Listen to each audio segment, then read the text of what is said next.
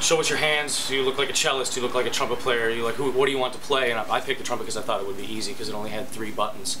Turns out that's not really the case. I'm from Cleveland, Ohio. I was raised there. I went to college in Cincinnati, the Conservatory of Music. I started booking my own band at like local coffee houses when I was like 12 or 13, and then started doing restaurants when we were like 14, and then all of a sudden I was playing clubs, and my dad would have to drive me to the clubs because I couldn't get in. So he had to take me to the bar to do the gigs. My parents always told me to do what I wanted to do and follow my dreams and pursue what makes you happy. I like when people say you can't do that because then the next week I'm going to do it. You know what I mean? So that's not, you know, it's not in my vocabulary to say no, or you know what I mean, or like no, you can't do that. Doesn't jive well with me.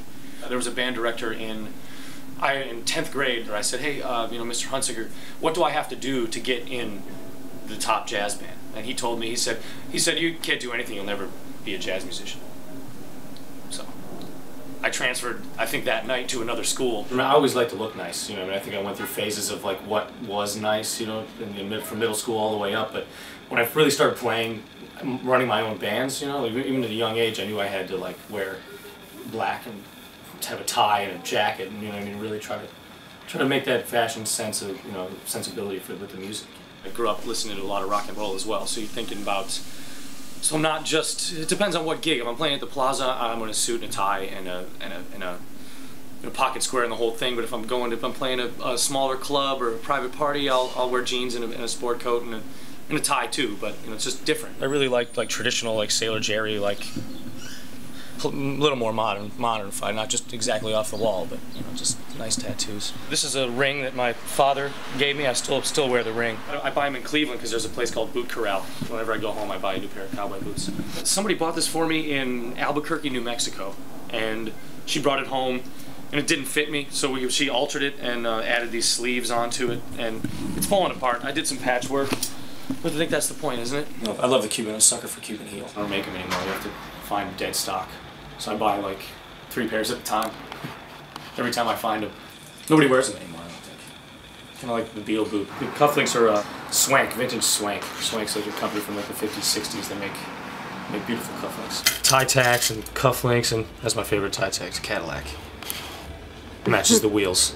I have like 25 of these in all different colors, so whatever. It's supposed to match the tie. To take a few nights off a week, just to cook and relax. I love cooking. My grandmother was Italian, and so she made kind of an Americanized version of Italian. So a lot of her recipes, I still use those with my own touch. You see a lot of acts, you know, in New York that are like they're trying to be something, or they dress up a certain way, and then they even if they're not in a band, you know what I mean? They just have that vibe. It's like they're going for something that's not them. They're trying to be something else, and it just doesn't come off as well. Yeah, you can't lie on stage. It's like the easiest place to spot a lie. Even like album reviews aren't the same as they were back then, back in the day. Like now it's like, oh, the record company calls them to make a good review, and it's not really the truth. You know, nobody says it sucks anymore. You know what I mean? Everybody's just like, oh, that's cool. You know, or that's great. It's a great album. It's all about money. It's not about content. You know? Okay, they have one song, and then they go out to the studio, they do one album, and then after that album, it's over. They have no longevity. You know what I mean? All these other people that I like to listen to have a discography that's this high. My influences growing up were like Miles Davis, for sure. I remember my dad buying me his autobiography when I was young and reading it and just really latching onto that, his ideas and his style and how he carried himself. I think you have to make your own path. There's nothing, no one's, you know, you have to push yourself, you know. Nobody's gonna just give it to you, you know. I've learned that I love what I'm doing, and I never ever want to do anything else. And I just learn me, you know. Every day I'm more myself, you know, than I was the day before. I guess more comfortable with things and more like confident.